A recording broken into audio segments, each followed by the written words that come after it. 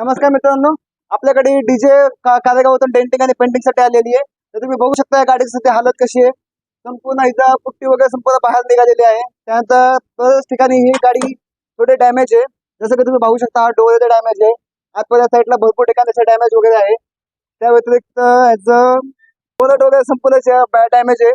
जसं की आता कस्टमरच्या रेकॉर्डने सांगितले की त्यांना हा बोनट रिपेअर करून हवाय, तर आपण त्या पद्धतीने आपण हा बोनट रिपेअर करू.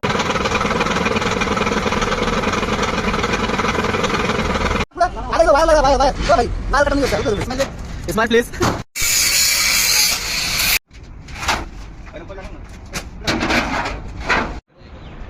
मार दे चल.